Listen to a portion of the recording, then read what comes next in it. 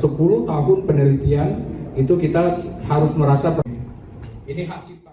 Ketua Komite Peralihan Aceh atau KPA Pusat Muzakir Manaf alias Mu'alim memberi komentar terkait kasus dugaan tindak pidana korupsi yang terjadi di Badan Reintegrasi Aceh atau BRA yang kasusnya tersebut sedang ditangani oleh tim penyidik Kejaksaan Tinggi Aceh. Dijumpai awak media usai menghadiri acara Investment Opportunity Dialogue yang diselenggarakan oleh Aceh Transition Committee KPA Luanangro Year 2024 di Banda Aceh. Mu'alim berkomentar singkat saat ditanyai perihal kasus yang menjerat ketua BRA itu.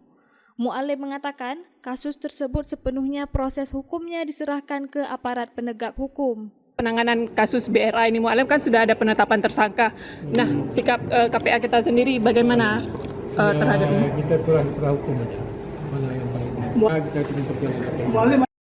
Seperti diketahui, kasus tersebut saat ini dalam penanganan oleh penyidik Kejaksaan Tinggi Aceh, yakni kasus dugaan penyimpangan dalam pengadaan budidaya ikan kakap dan pakan rucah untuk masyarakat korban konflik di Kabupaten Aceh Timur, di mana anggaran tersebut bersumber dari Anggaran Pendapatan dan Belanja Aceh Perubahan atau APBAP tahun 2023 dengan total pagu anggaran sebesar 15.713.864.000 rupiah.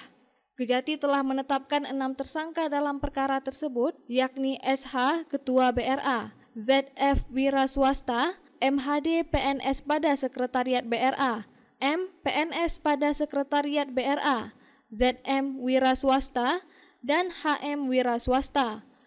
Dari Banda Aceh, Lala Nurmala melaporkan untuk Puja TV Aceh.